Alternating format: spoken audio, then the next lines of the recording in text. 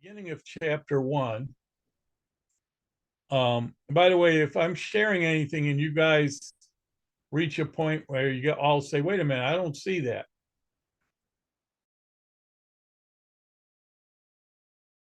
Okay. Let me know. But you should all be seeing the ham cover right now. Somebody want to give me a thumbs up if it's there and make sure the system's working right. Excellent. All right. I can't beat all those thumbs up.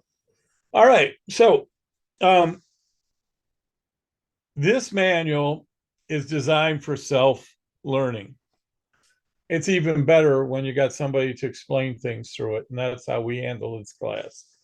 So the very first part of this manual begins with uh, uh, well, I'll get past the table of contents, but the very first part begins with a good hefty dose of propaganda. I'm just kidding. And of course, the ARRL promotes itself and gives you a big pitch. And then it tells you what to expect from the ARRL books, more propaganda. And it cuts into how to use this book. Read all this. It's nice light reading, but there's nothing there that's going to be overly important as a rule. I'm going to cover what is real quickly. Okay. It describes to you the format of the text, and it tells you that when things are in bold letters like this, that represents a question. By the way, the questions, these are the way the FCC numbers and has labeled each question. The questions on the exam are not written by hams. They're written by supposedly engineers, but mostly lawyers at the FCC. So they have a format, and each question, this is the actual question, T1A01, the very first question.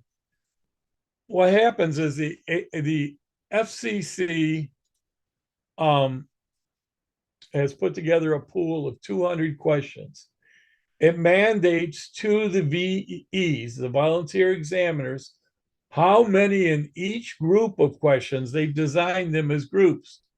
T1 is one group, T2 is another group, and so on. They tell them how many from each group and subsection, T1A, T1B, T1C, they must include in the exam. The volunteer examiners themselves get to select which of those questions they're going to put on the exam they give to you. So we're going to learn how to answer every single one of them. And rather than have to memorize most of the stuff, things like rules and regulations, you do have to basically learn and memorize. But there are patterns to those things. So I'll help you to make it easier. And then technical questions. If I teach you the theory properly, the answers will become obvious. All right, moving along. As I said, they cover the conventions of what all the type means in the question that as they put it in the book. Okay. So they're I'm going to get past this first part because this is chapter one. All right. Chapter one in this ARRL technician class study guide is outlined as its goals is to explain what makes amateur radio unique, why the FCC makes the rules, what activities you find in amateur radio, where you can find other hams, all these weird things, the way they present things. So we're going to start before they do. I'm going to unshare this for a minute. We're going to go back to 1865. And in the 1830s, Um, Samuel Morse in the United States and several people in the other uh, countries of the world developed pretty much a similar system. The system we know is telegraph, wired telegraph.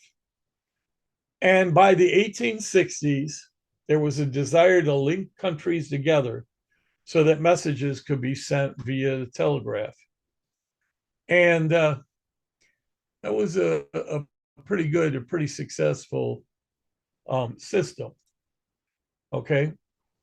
But it's like anything else in this world. I don't know if you've ever traveled to many other nations, if you've traveled on trains in other nations, if you've even ridden in cars in every other nation. You know, there's only a left hand and a right hand side of the road. Most of the world drives on the right like we do, but there's countries that drive on the left. And there's like 15 different gauges or width of railroad tracks. So when they were developing railroads to go, say, across Europe or Asia, they've suddenly discovered, well, a train that'll work in this country, its wheels are too narrow or too far apart or too close together to ride on a track in a neighboring country. And the same is true of telegraph. They didn't have any standards at first. So they realized that this had to be coordinated. And they developed the ITU. At the time, it was referred to as the International Telegraphy Union. It was an international body that agreed that they would coordinate between the various countries of the ITU how the standards would be for telegraphy, international telegraphy. And they also developed the International Morse Code. The Morse code that Morse developed was nothing like Morse code the ham radio operators use. They established those standards till about 1932. In 1932, by 1932, they had also taken over establishing the standards for radio telegraph. And they changed the name to the International Telecommunications Union. And it embraced all the standards internationally for telephones, for telegraph systems, and it covered this new thing in those days they called wireless radio. In 1949, the ITU became a body of the United Nations. Gosh, it's amazing. I know this stuff. I was terrible at history. So I might just as well bore the rest of you with it. But it's good to know.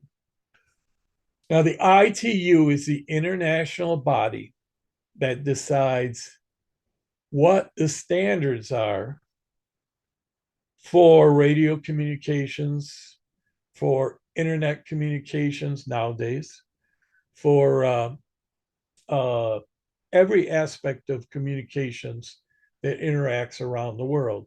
So that when you are picking up your telephone to talk to somebody in England, the systems are compatible, or they designed interlinks or interfaces to make them compatible at each point. So now we have dissimilar systems in some cases, but systems to make them all work together came out of the ITU. And along with that, so did rules and regulations. The United States of America and 198 other nations are members of the ITU. In fact, only 2 nations of the world are not members of the ITU. One is North Korea, and one of them is maybe like Yemen or something like that. I don't remember which. Both of those countries agree to adhere to the rules of the ITU and follow them. They just don't want to be members. One is the one that's not an actual member wanted itself to be a non-voting observing member. It's not a full member. And the ITU's treaty has been ratified by Congress, making it law. A lot of people don't understand that that's why treaties have to be ratified. It's because it is US law once Congress ratifies a treaty. Now, I'm not going to get into the politics of anything, I'm just explaining the history. The ITU, in its beginning with radio, had a bit of a dilemma, and that was that, well, there were a lot of commercial interests that wanted to be involved in radio, predominantly the maritime people at first. There were people once AM radio became a reality, they wanted to be on the air broadcasting and selling commercials and all their wares. There were interests like police departments, fire departments, emergency medical facilities, you name it. Everybody wanted this radio gig. Sounded cool. Even the phone companies wanted some of this radio gig. Well, we'll get to that later. And the guys who started experimenting that made radio possible,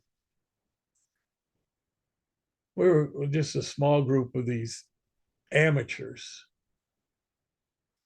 The ITU recognized the contribution of those original amateurs, guys that were famous like Marconi and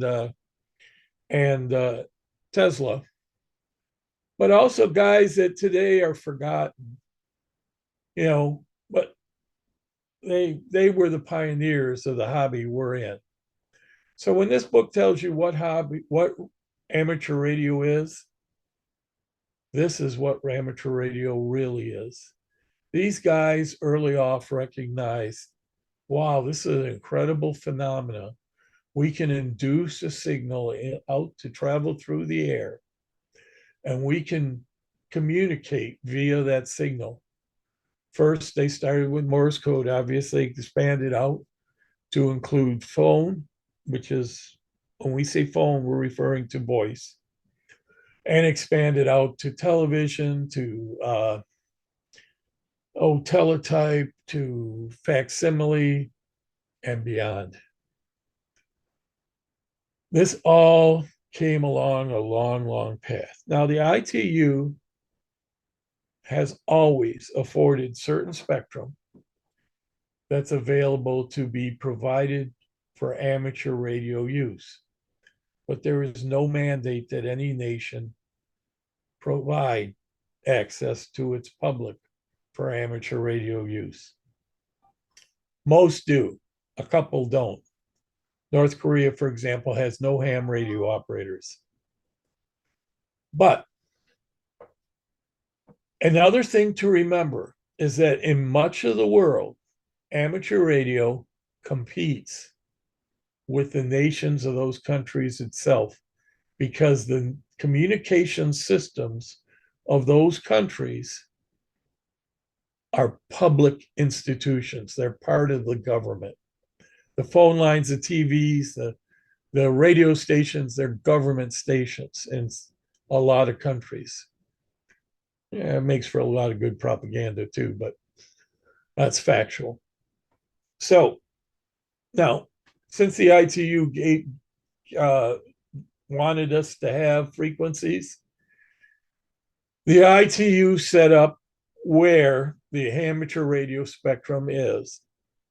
The amateurs, as I told you, originally wanted from 200 megahertz and above. I think I told you that, or wanted 200 megahertz. They gave us 200 megahertz and above originally. Then they realized they had to make pieces for more purposes, and they had to share some spectrum over time. More importantly, ham radio operators figured out how to use the frequencies above 200 megahertz. Before that, they knew they existed, but they didn't know how to use it. So originally, the ITU gave us principally 5 bands. They gave us the 160 meter band, which is just above the AM broadcast band. They gave us the 80 meter band. They gave us a 40 meter band. They gave us a 20 meter band. They gave us a 15 meter band. And they gave us a 10 meter band. Now, our 10 meter band also dropped down to what is now 11 meters and CB today. But back then, that was all part of the 10 meters. The reason they gave that to us is back when they split this up, nobody knew how to make a transmitter that would work that high up. We hams figured it out. Then we figured out how to use frequency even higher, 50 megahertz. Man, every police department in the world wanted 50 megahertz. Then we learned how to use a 2 meter band, which is 144 megahertz, and 440 and 1.2 gigs. We kept climbing. We kept making new barriers. We kept moving up the ladder. We didn't do them in that spot. We had everything above 50 megahertz at one time. As soon as we figured out how to use 50 megahertz, it got split up. And then we ended up having everything above 100 and whatever the FM band ends at, 108 FM or something like that. With the FM broadcast band, they slipped that in there because we figured out how to use that spectrum. And then they left us at everything above that. We figured out how to use 144 megahertz, and they said, all right, we'll leave a little sliver in there, but we need those for business radios and police and fire. We got big plans for that. And we learned how to use in the 104 or 400 megahertz band area and above, up to about 400 or 500 megs. And they say, oh yeah, we need some of that too. So basically, when you look at the ARRL, and I'm going to share this with you in a second, and when you look at the ARRL frequency chart, and I think I have that handy. I thought I did.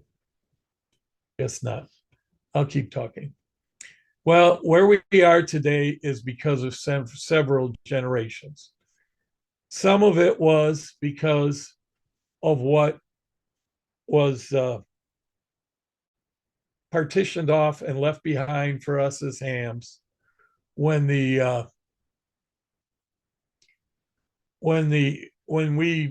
pretty much developed the use of the spectrum. So we started off having everything nobody else knew how to use, figured out how to use it. And along the way, we also figured out things like some frequencies will skip, some frequencies won't. And we developed an understanding of something that is referred to as, gosh, I won't share. Why not? Bear with me, guys. I'm trying to get this thing to cooperate. Here we go. It initially, we had everything above a certain point. It has always been the leftovers we got left with. Once we figured out how to use the parts that were left over and nobody knew how to use, then it got chopped up. And it will keep going on because it's really kind of the purpose of ham radio. Does everybody see this chart? I can't quite see you guys just yet, but you guys should see this. Anyway, so originally we had these bands here. Oh, it won't do that for me. Okay. Originally we had the 160 meter band, the 80 meter band, the 40 meter band, 20 meter band, 15 meter band, and the 10 meter band. And then everything above that, because they didn't know how to use this stuff. Actually, we originally had 10 meters and everything above it because they didn't know how to. This progression came rather quick, but after that, it took about 50. We could figure out how to use the rest. Okay, now I see everybody. Thank you. Gosh, this machine is slow today. I apologize, everybody. Anyway, so this is where we began. And in a minute, I'm going to take a break. But then what followed was some of these other bands we have today, this little bit of 6 channels on 60 meters. I'll discuss that with you sometime in the future. The 30-meter band, the 17-meter band, and the 12-meter band. Those were actually previously assigned for other uses for almost 100 years. The other uses outgrew them. So they came back to us. The ITU gave it back to us. And the FCC allocated it to us. Some of it has some unusual restrictions because there may, for example, be things still there that might be used once in a rare while. They don't want us to accidentally interfere with. But for the most part, and they really don't come into play. All right, we're going to take a little break. Amateur radio today has morphed as the technology has morphed. Originally, it was just experimenters. We still have experimenters in our midst, and we probably always will. They are probably the core that maintains amateur radio. Because without experimenters, we'd probably lose every frequency we have by now. And the reason that's so is if you're a commercial developer and you want to come up with a new radio technology, there is government paperwork that's got to be filed with your local country, like the FCC, and paperwork that's got to be filed with the ITU, and special permission has to be granted, and then a frequency issued for a period of time for you to experiment with, and a closing date for that experiment period. And then afterwards, you can apply to the ITU to get new allocations for your new service or new type of radio or whatever. Costs millions of dollars.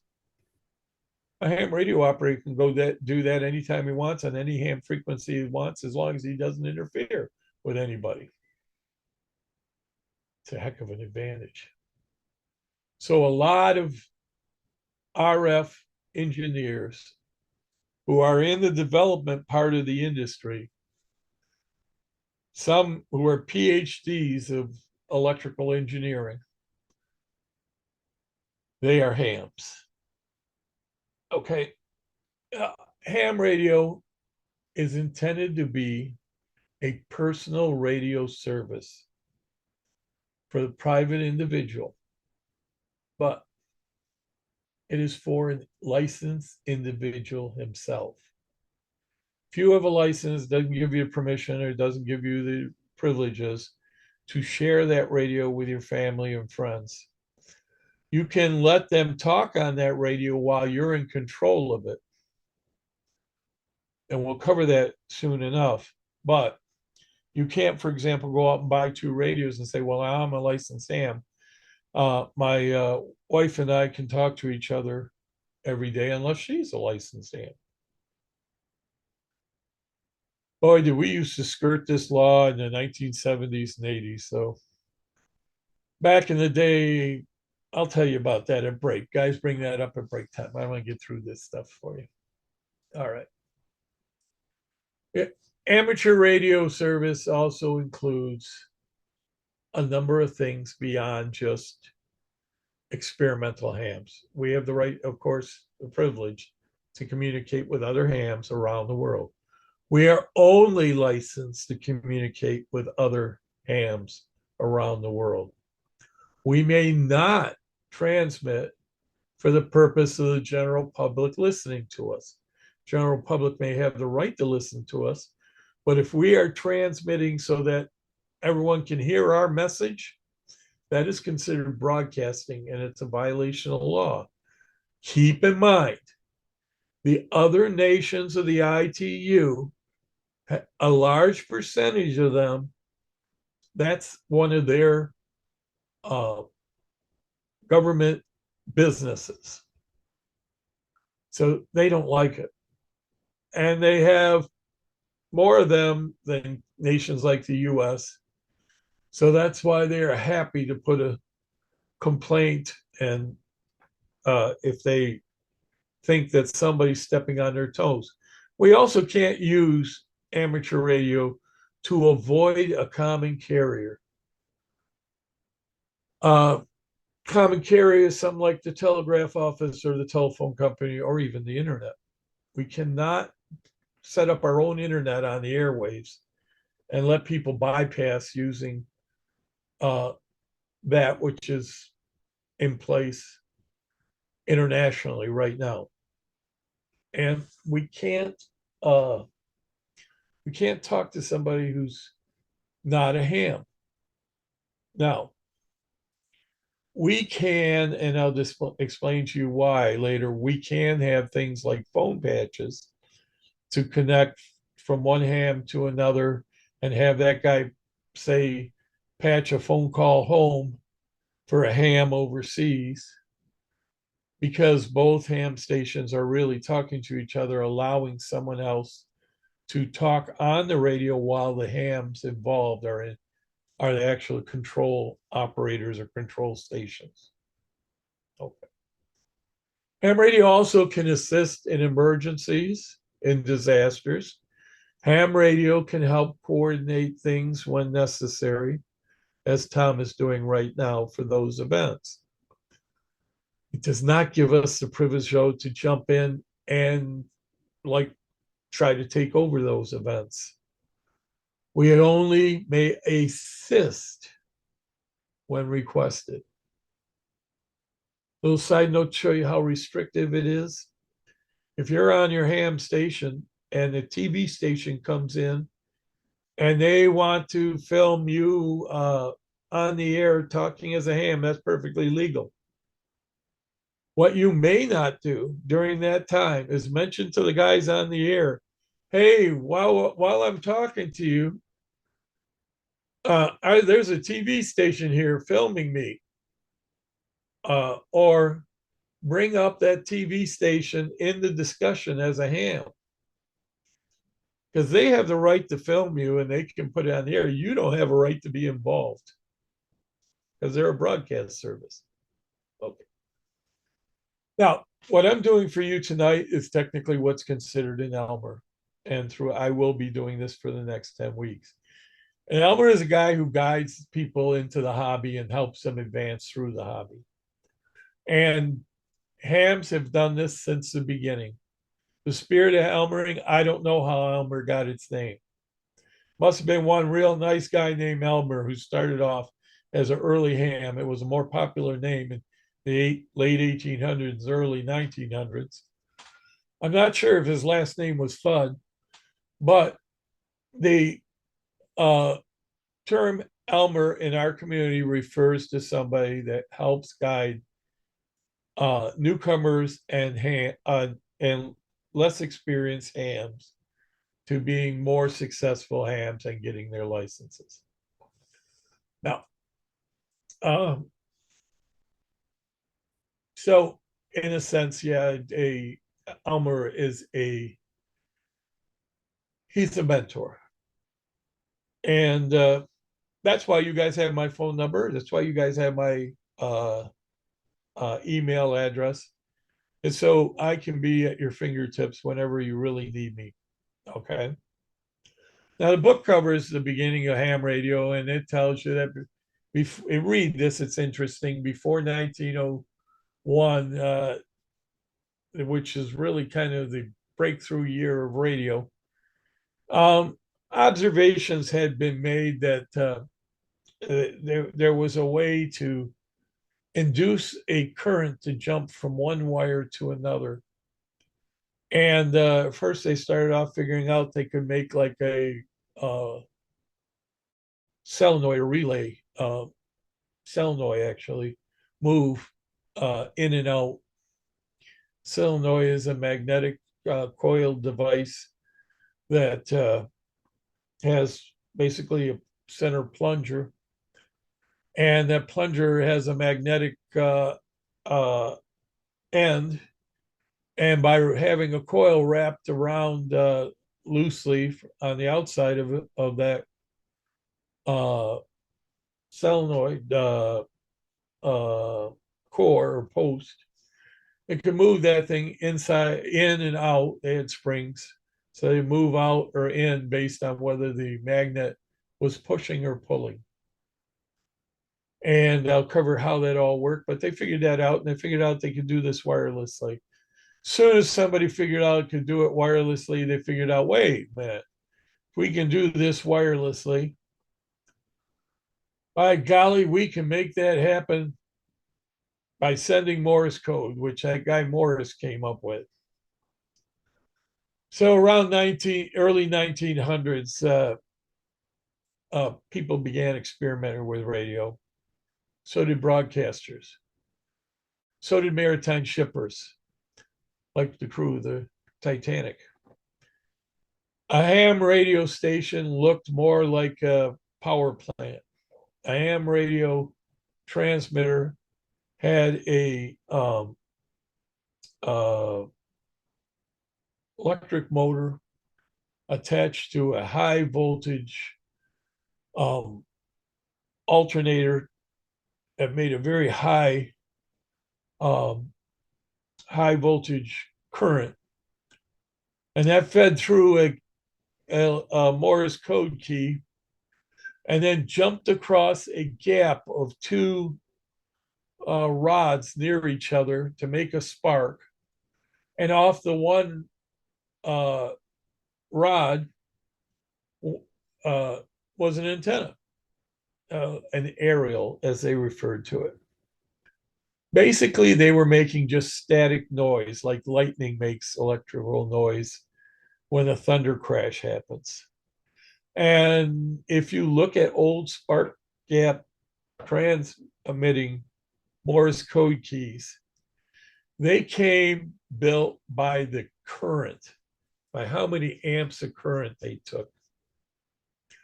And that means that they came like in 5 amp, 10 amp, 20 amp, 50 amp, and 100 amp Morse code keys.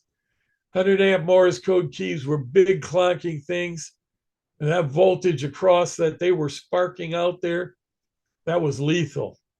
It could kill you in a heartbeat. Now, at this point in time, ham radio operators really didn't know how it worked. Had some guesses. And if you read the rest of this chapter, I'm going to come back to right about here in a minute. But before we go to break, I'm going to cover what I talked about earlier. They didn't know what frequency was. And I'm going to open up my drawing page. I'm going to stop this share. Real quick with you, I'm going to explain to you what why we have frequency and wavelengths. Okay, they are related to each other. So what I'm going to do, give me just a second. I guess I have to reshare. All right, this picture you don't need yet, but I'll reshare it in a minute. Let's see. Here we go, share screen. All right.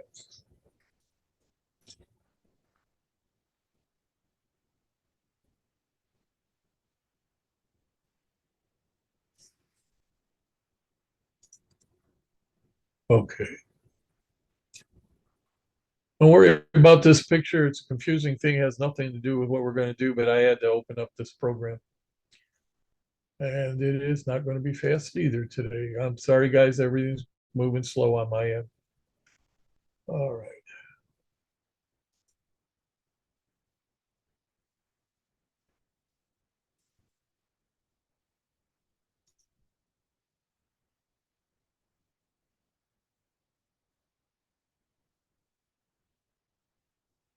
Gosh, it's never this slow.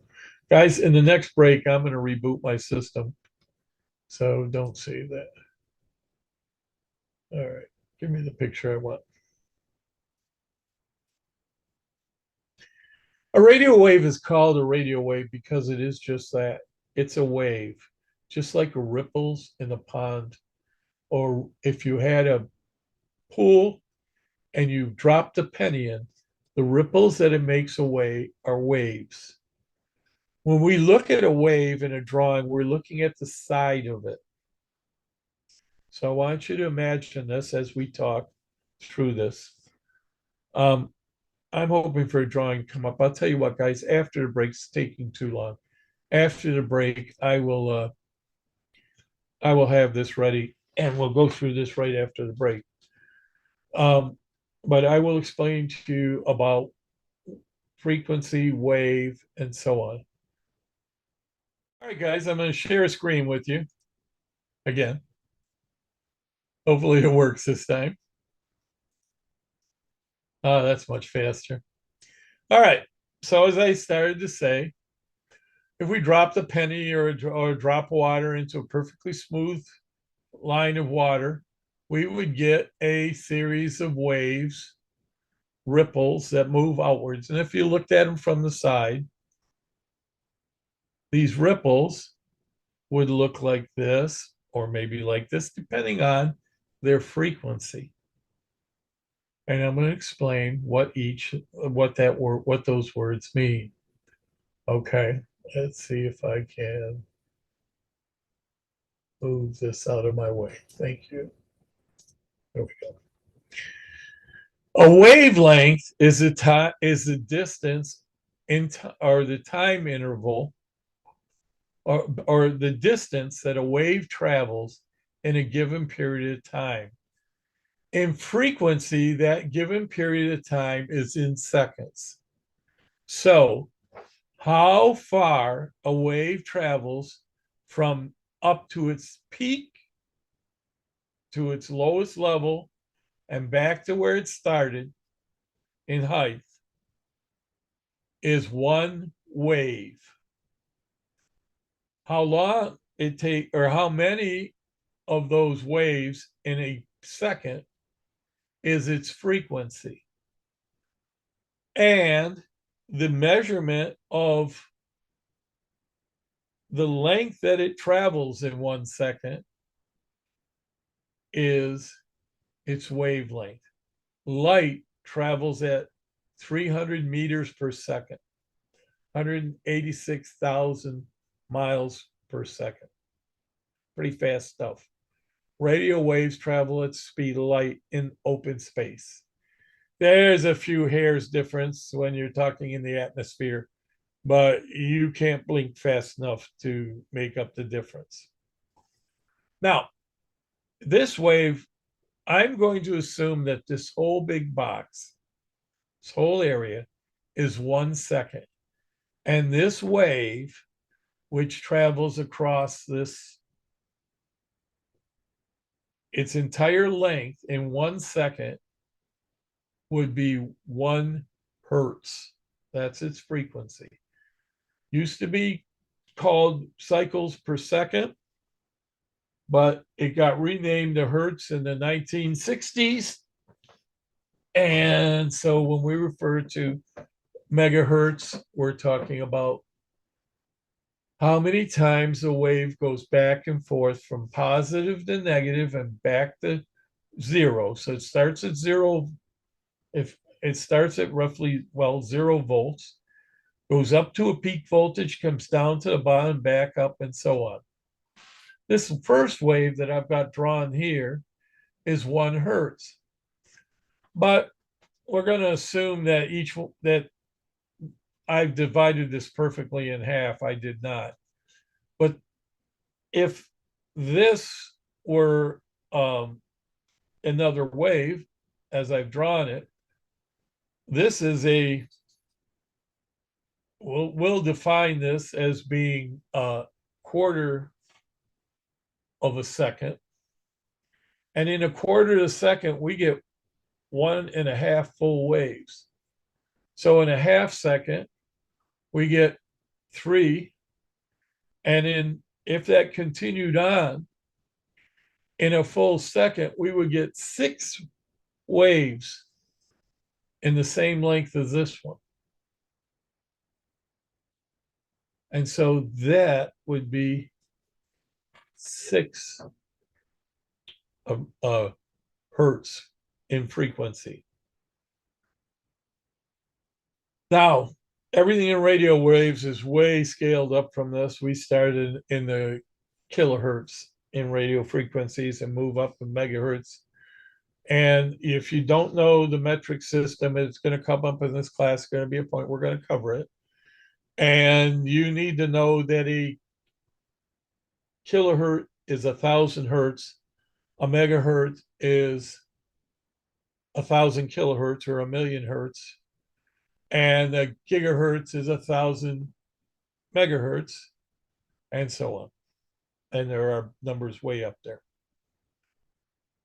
Now, the wavelength, because all radio waves travel at the speed of light, is the distance at speed of light that wave travels.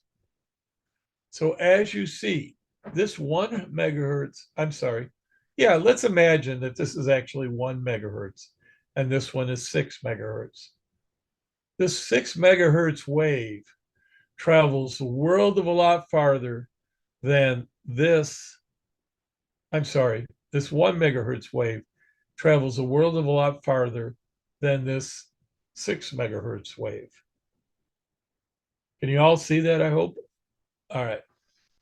So there's a formula for all this. A wave or a wavelength is the frequency divided by the speed of light. Later on in the book, we're going to cover this in detail. Don't worry about it now. But what the wavelength is describing is how far in 1 second that wave travels. So if you have a 70, well, no, let's take it lower. If you have a 160 meter wave on the 160 meter band, that wave, that signal travels 160 meters. And a meter is about 3 feet, people. So you can multiply that out, about 300 somewhat feet in order to make that distance. 144 megahertz wave, if you divided 144 by 300, you get a number like, by the way, it's there's a whole bunch of zeros in there, but we're going to end up with a megahertz answer if we just use 300. You'll find out it comes out to about 2. So a 2 meter wave will be something in around the 140 somewhat megahertz in frequency. Now, that's not exactly when we say the 160 meter band, we're talking about frequencies in that close proximity. So I'm going to unshare. Am I?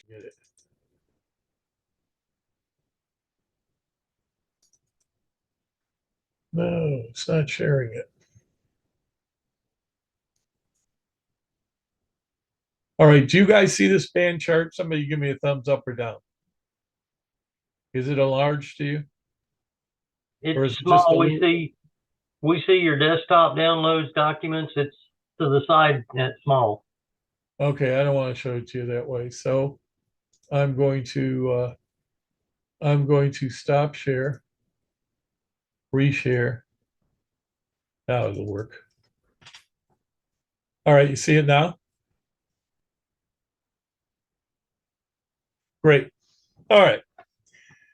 So when we see 160 meter band or 100 or a 2 meter band or a 6 meter band, you'll notice that 160 meter band goes from 1.8 kilohertz or I'm sorry, 1.8 megahertz, 1800 kilohertz to 2000 kilohertz, or 2 megahertz. Okay. And the 2 meter band goes from 144 megahertz to for 148 megahertz. Now, somewhere in there, one of those numbers divides out perfectly with divided by 300 to equal 2. One of those frequencies in there. I'm not going to do the math right this minute, but doesn't really matter. That's what we're referring to. And the reason we pay that attention to it, well, it has to do with the fact that how a signal leaves an antenna is important. And it's best if it does so at certain intervals or certain spots of the wavelength. So a full wave 2-meter antenna is going to be 2 meters long, or almost 7 feet. It's certainly 6 feet plus. Well, quarter wavelength for a 2-meter antenna is going to be about 18 or 19 inches. So we keep track of the wavelengths because they correlate to antennas. We keep track of frequency because they correlate to where we're operating on the air. And later in this class, we're going to go through a formula. We will be reviewing this in great detail. But we're going to go through a formula which is going to teach you how to calculate the length of antennas, how to go through all this mathematically, but I'm jumping a little ahead. Okay? This wave, the longer of the two, has the longer wavelength, but the lowest frequency. This wave has the highest frequency, but the shortest wavelength. That's the length of the wave. The wavelength is the distance that the signal travels at the speed of light in 1 second. It's in a measurement called hertz. That's the unit, basic unit. Most radio frequencies, all radio frequencies, the lowest radio frequencies begin at around 1 kilohertz, a little lower, but 1 kilohertz. And they make their way all the way up to a million, many millions of hertz. The waves below radio waves are referred to as audio waves because sound, while sound itself is not the same as sound is not an electromagnetic wave like radio wave is. Sound can be converted to electromagnetic wave. We take that sound as an electromagnetic wave. We use some magic I'm going to cover in this class, and we make that sound wave ride along with the electromagnetic, or I should say control the electromagnetic wave. Doesn't really ride along. And then in a receiver, after it's received that signal, we strip out the radio portion and convert that electronic wave that is at audio frequencies through a speaker into sound. That's how radio works. That's all you need to know. That's it, folks. No, I'm just kidding. It gets involved, but not a lot. As simply as I said, that happens. Frequency is the time or the number of times per second that a complete wave, and a wave is defined as starting at 0, passing through 0, going through the negative low, coming back to 0 again. So this is the upward movement to the peak of the wave. This is a downward movement to the negative peak of the wave and back to the 0 point it started at. If I could fold this wave around, what you would end up with is a circle. And that's why it used to be called cycles per second. If you took a wheel like this circle, and on this wheel, let's see if I can do this on this. I don't know. Nope, can't do it that way. But if I took this wheel and I took a point on this wheel, that's why I can't do it. Okay. Yes, I can do this. And let's say I stuck a pen right at this spot right here. And if I pointed that pen sticking straight up from that circle, and I rolled this wave along against a piece of paper on the side of the wheel, or they rolled this wheel along on the side of the wheel. As it drew along the paper, it would start at the bottom. It would keep rolling up. It would keep rolling. And as the wheel started to go around the bottom, it'd start making a line that went just like this. Because that is what makes a wave. The original ham radio operators used, I told you, a motor to drive a type of alternator. That alternator made the wave. That wave was fast enough by running that motor real fast to create a radio wave. And that's how they started. That's where you started, and that's where you're going to start. Now, not where we're going to finish, because it got really, really more complex than that. And the more complex it got, the simpler things are to deal with. So I'm going to unshare for a minute, folks. So now you have an understanding of why we have frequency and wavelength, why we define the bands by the wavelengths of generally where the frequencies we use in those parts of the spectrum are.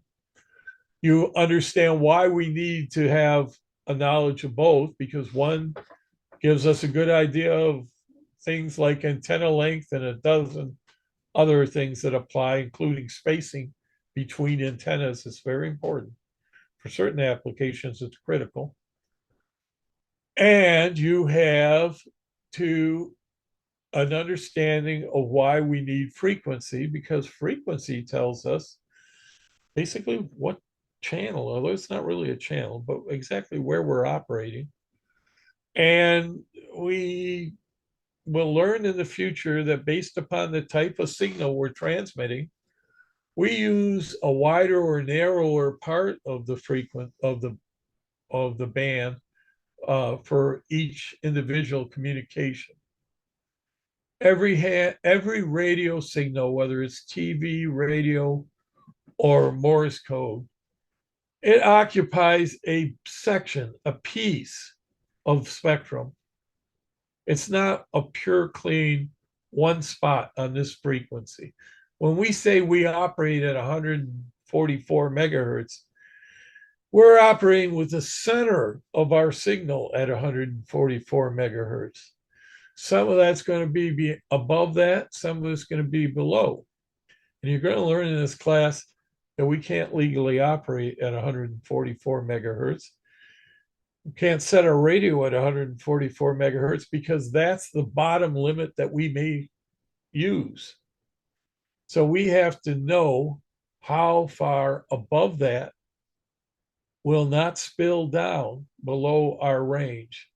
And when we go to the top of the 2 meter band, for example, which is 148 megahertz, we can't transmit with our radios set at 148 megahertz.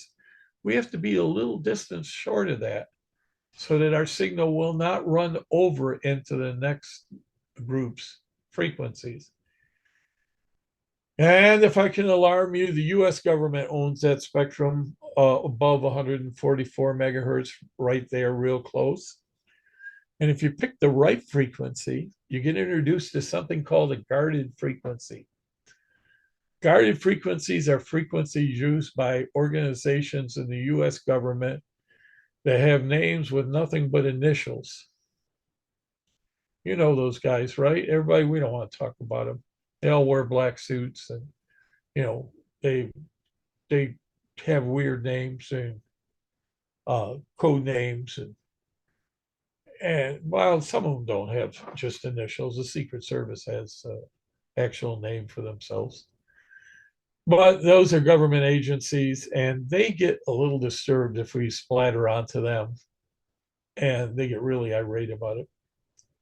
Usually, they're polite though because they'll tell the FCC to, hey, I'll mention it to this guy and tell him to sin no more, or else we have ways of dealing with him. I'm joking, guys. It's not all that tough. They're not all that fierce. But that's the reason we have frequencies, we have wavelengths, we have band names and wavelengths, we have the channels we operate on in frequencies. That was a 1212. Okay, I'm going to go back to the book because I've got to finish this book today. Where did the book go? Gosh, I hate this system. All right, it's here. Okay, handwriting license manual. I got lots of books, guys. Anybody wants to read any of the others? Okay. The next thing on this chapter that I got to cover with you, besides what is amateur radio, and you can read that, the definitions in there are pretty good. We'll go back over this stuff when I go through the questions related to this chapter, and I will be doing that Monday. So read this chapter, and if you can, at least half of chapter 2. Okay. Now, the the book covers many features of amateur radio, and it tries to tell you some of the things ham radio operators can do. That isn't even the book doesn't even scratch the surface. When I was a young ham, it was pretty popular internationally to play chess against other hams on the air. Kind of fallen out of favor, but people would do that. They got so advanced that they played chess over the air with TV. Remember, there was no internet. There was no, well, an international phone call was expensive as Lord could imagine. And so we didn't have the tools we have today. So early off, when in 1957, when Russia put up the first orbiting satellite Sputnik, just about every ham radio operator in the world listened to it. I wasn't a ham yet, guys. But by the 1960s, we already had satellites in orbit put up by ham organizations. And we founded an international organization of hams called AMSAT. They put satellites in orbit for us. We, as hams, are not limited to just talk to other hams through repeaters. Repeaters are stations set up locally to provide extended range communications by taking in the signal on one frequency and retransmitting it right away on another frequency so that everyone listening can listen on the repeater output frequency, transmit on the repeater input frequency, never interfere with the two. And for example, if we put a repeater on the top of 1,000-foot high building or the top of a mountain, by golly, you could get hundreds of miles of line of sight quality communications. Skipping off the atmosphere is possible in ham radio.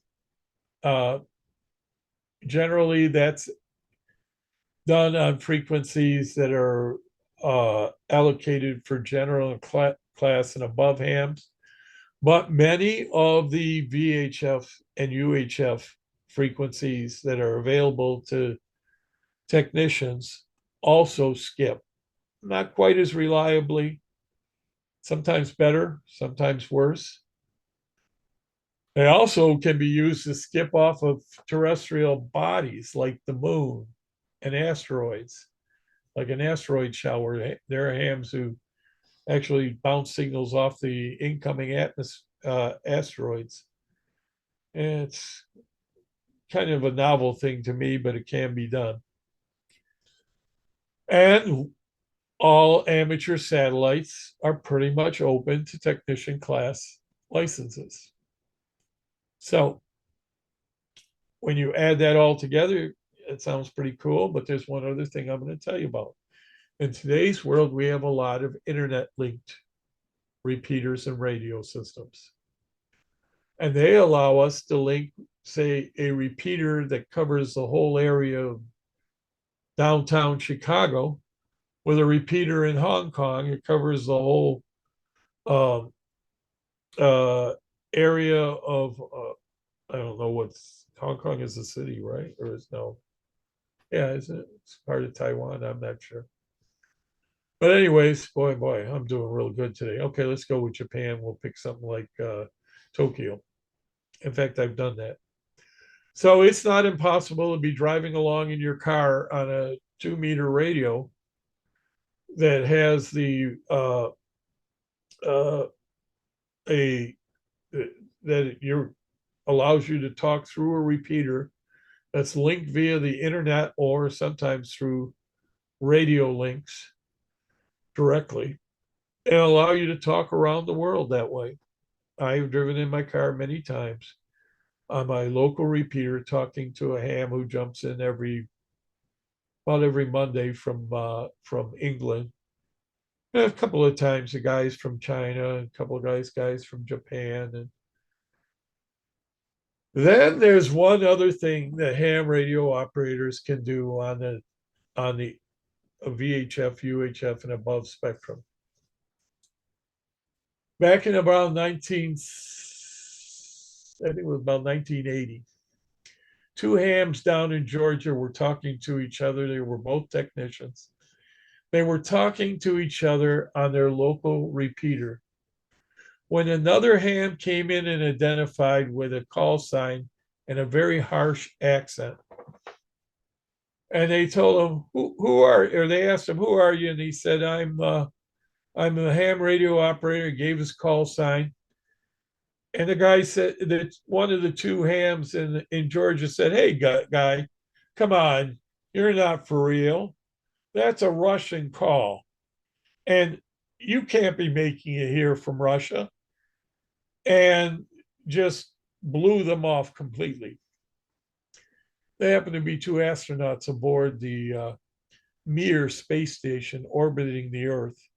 In their spare time, they too, just like all US astronauts, were required to become ham radio operators. And today on the International Space Station, there is a ham radio complete station. Whenever the guys up there, guys and gals, have a spare moment, they can grab a mic and talk to you if they feel like it. And there's a repeater up there that you can actually talk to other hams on Earth, repeating through the repeater on the International Space Station. Now, there's a little trick to that. We'll cover that when we get a little further in the class, but it's very doable. It doesn't take real complex equipment. It doesn't take a lot of power. It can be done with a handheld radio and a small beam antenna, and it works real well. I've done it. You only get about a 20-minute window for that conversation as the ISS is passing by, but it is kind of cool.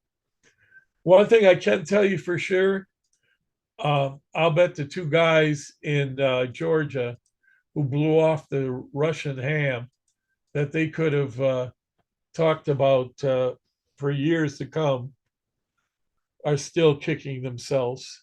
So always keep in mind, we are an international community And you never know when the opportunity will come to talk to somebody around the world. Okay, now I've covered that. I want to cover a few other things that are in here. This book will mention Handy Hams. Handy Hams is an organization dedicated within the ham radio community to making sure that there are no barriers for ham radio operators. They provide assistance, even equipment, even custom made equipment. I have made things, I have designed things and had them made for Handy Hams.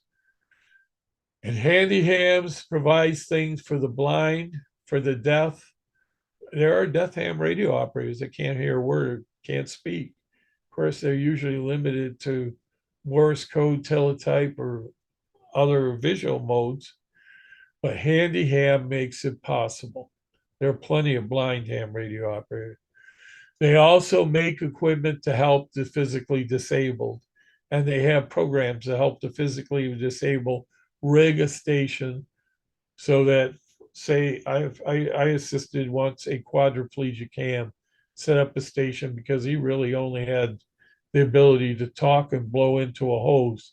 So we had to build him a push to talk system so he could engage the transmission because he didn't care much for Vox, voice activated transmit. So I wanted you familiar with that. I also want to tell you that if you read all this, this is really cool. It covers things like um, contesting. It covers. It talks about hams in space, and it talks about field day once a year. We just missed it, and I think it's the third weekend of June every year. Ham radio operators around the U.S. get on the air, and we run sort of a contest. It's supposed to help enhance our preparedness for the ultimate emergency.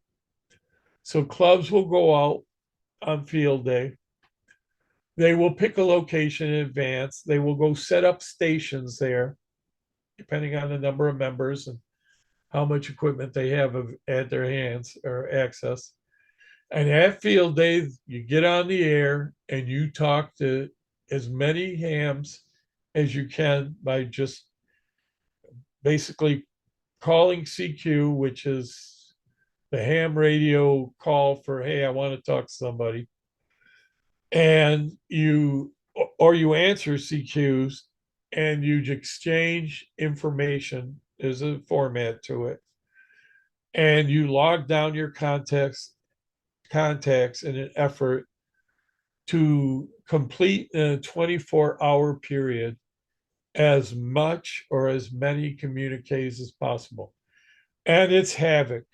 It is signals over signals, people, cutting in and out because you can't help it. There's so many people on the air at once. And there are people who say, I'm not ever doing this again because it's frustrating. That is the point. If you were going to be in a real international emergency, a time when everybody needs help at once, it would be havoc like that. If you can keep your head cool and just keep going along and work, and you zone in. One day, if we ever have the ultimate need for ham radio as an emergency aid, that skill will be of tremendous value. The guys who give up, they're going to give up in an emergency too. You can't. You got to have the attitude that when all havoc breaks and everything falls apart in this world, that's what it's going to be like. And we prepare for it, we train for it, and we make a party out of it at the same time. Well, many clubs go on the air 24 hours a day from noon on Saturday to noon on Sunday for field day. And they set up in tents or trailers or whatever they have. They set up portable antennas. They jump on the air and they just make as many contracts as they can. It's not unusual for a club station to make 3,000 or to 5,000 contacts over field day weekend. Not every station does, but it's not unusual for one to do that. Now, and this is not one guy, but it's one person at a time. Most clubs try to have 4 or 5 or 6 guys for every station. So they take turns so that nobody's on the air 24 hours a day himself. I encourage you next spring, seek out a local club and go to field day with them. You'll have a riot. You'll meet a lot of great friends, a lot of hams. And believe it or not, you'll learn a lot from them. And even though you may be a technician at the time, the control operator of the station, that's whose license is in control of it technically, can allow anybody in that station to operate with him as the control operator. So it means you will also be getting your feet wet on the HF bands for field day. Now, I wish I hadn't done what I just did. There we go. Okay. Of course, and you figured out the ham radio operators, we talk to each other. You may not know the ham radio operators are also licensed to be able to build and maintain and use remote control devices on ham radio frequencies. It's a big group of hams that do that, and they've been doing that since the very first guy to do that, Nikola Tesla, in the early 1900s. He built a boat, and it was radio controlled. And he could steer and drive his little electric battery powered boat around the pond. And everyone thought the man knew magic. No, he knew radio, or early radio. Okay. Ham radio operators also can talk via what we now know as text messaging. Yes, we're responsible. We're to blame. In the 1980s, we started experimenting with a unique idea of transmitting a digitally cut up piece of computer text in the form of ASCII text, sending it out in little packages we called packets of 64 bytes, and then having a system that would verify that it got all the right information. And if it didn't, tell the original station, send that to me again automatically. All this done in a fraction of a second. And then we set up a system where you could send a message and it didn't even have to get to where it was going that day. It could be forwarded and forwarded. So it could hang around in a mysterious computer at some ham shack, and it would eventually get routed to the station it was going to, wherever it was around the country or around the world. And this is all done on VHF frequencies mostly. Again, something technicians can do. Eventually, some guy, I happen to know him, I don't want to bring up his name, I don't want to embarrass him. But there was a guy who was at the time down in Chicago. He was a ham, and he heard us hams doing this stuff. And he was the head of the AT&T radio group. So when they came along and decided to make cell phones, he said, that stuff the ham operators are doing with the digital text going over the air, they call it packet radio.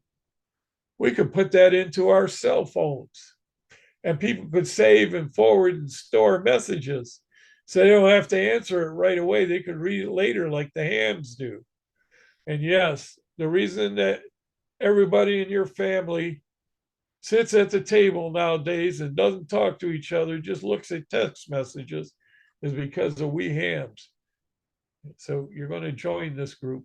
I'm just kidding, but it's true. Okay, now ham radio operators, as I told you, got into digital communications. This covers a lot of it. I told you there was amateur TV, and it goes way back, guys. And then, of course, there is amateur radio assistance for emergencies. I have assisted in communications for emergencies going all the way back to the first week that I was a ham radio operator. Today, at my age, I don't even dream of deploying with an agency anymore. I don't have the mobility for it that I once had. I'm not mobile, but can't do the things a young person can do.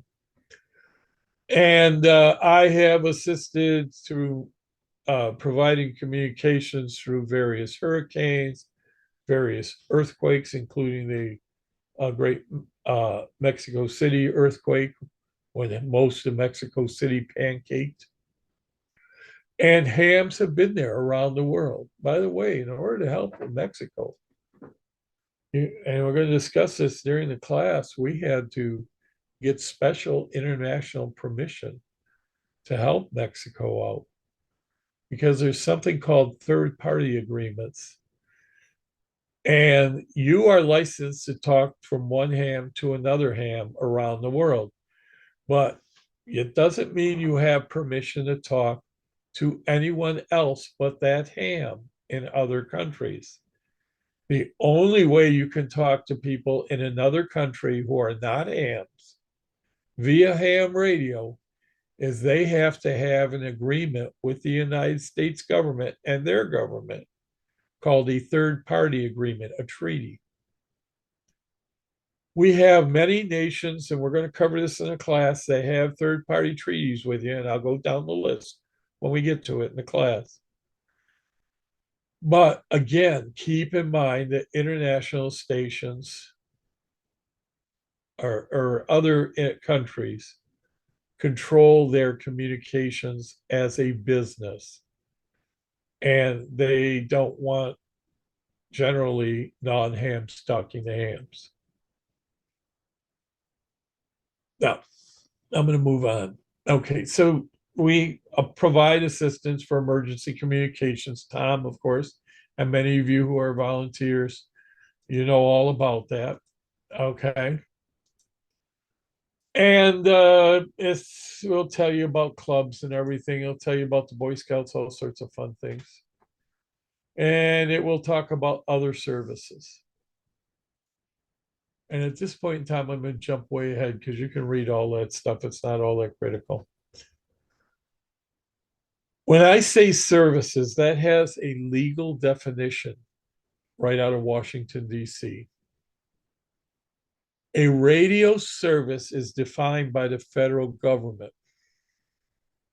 Each radio service has a set of laws or rules and regulations that regulate them, and they are numerically numbered as the FCC code.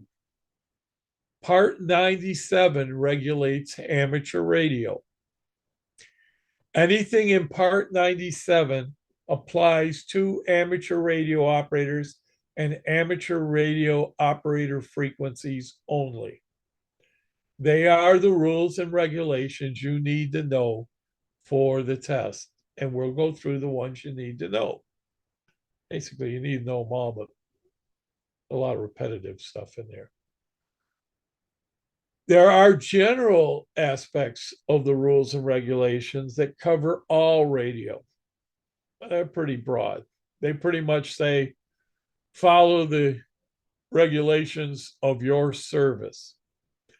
Now, radio services include like emergency radio services. Amateur radio is not an emergency radio service. We are a service that can assist in emergencies. But our radios are not granted to us for emergency use. If they were, it would be for emergency use only. The broadcast industry is a commercial broadcast service. That's why we are not allowed to compete with them. Cell phone industry is the common carrier telecommunications radio service. They have their own rules. Toys and things that operate at low power, like intercoms and things like that, come under a general service, a consumer service radio called, comes under Part 95 of the FCC code.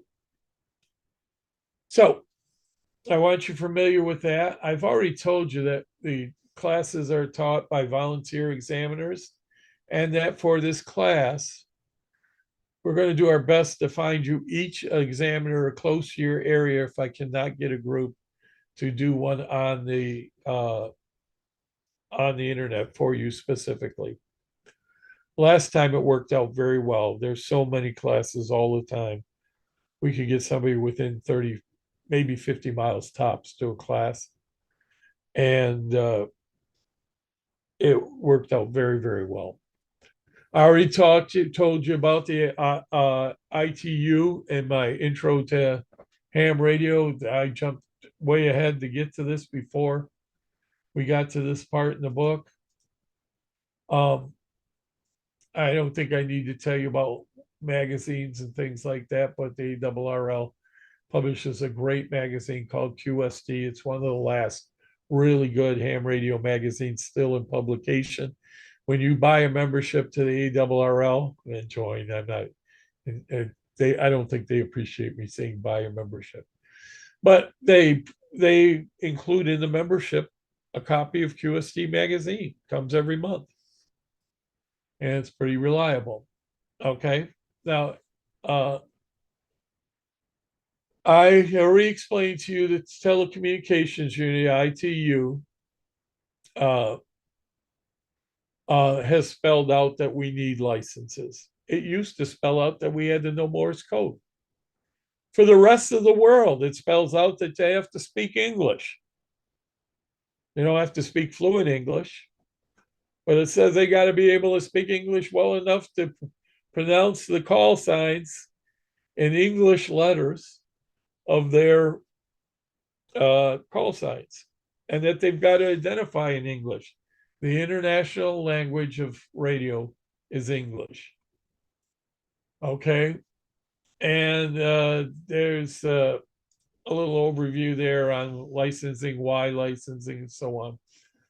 I already told you guys, I think that the examiners who give you your test are volunteers, but they are certified as volunteer examiners. They all will hold, for the most part, extra class amateur licenses. And they operate in any given area under a volunteer examiner coordinator. He's somebody that volunteers the time to make sure they're doing everything right, certifying everything they do. And those volunteer examiners send your form either electronically or by mail, hopefully electronically, because it all goes faster, to the FCC when you pass your test. The examiners themselves get to pick which questions out of the 200 in the pool that they are going to question you with, but they must follow the guidelines that the FCC sets out, and they must ask you or include questions from each group, and the questions are grouped. So the FCC tells them how many from each group they must grab. 2 from column A, 1 from column B, and so on. I'm of course kind of joking a little bit.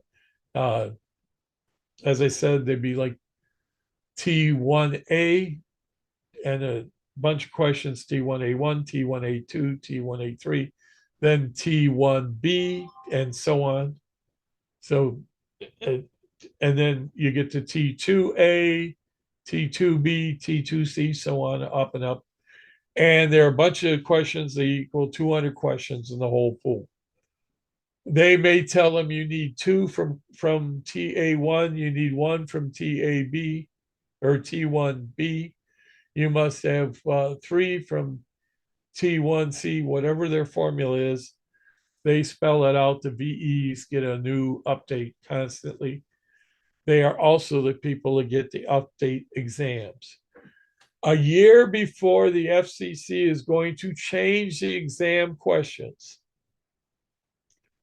they send notice out to everybody. ARRL publishes it. Guys like me get personal emails.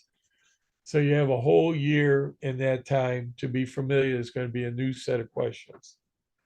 Generally, the information doesn't change. the new set of questions usually only includes like a handful of changes. And we're not going to have one before, hopefully, before you guys test. It will be this set of questions in this book. We're using version 5 of the ARRL technician class manual or study guide. And uh,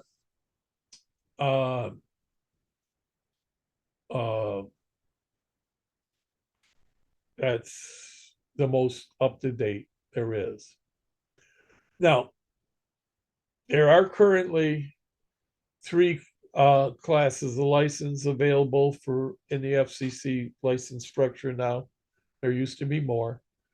One is the amateur technician, one is the amateur general, and the last is the amateur extra. Each has more and more questions or different questions, I mean, more and more information in the world of radio. You will have to answer 35 questions and get 26 of the 37 or 35 right. Don't feel bad. Extra class guys get hit with 50 questions, have to answer 38 of them right.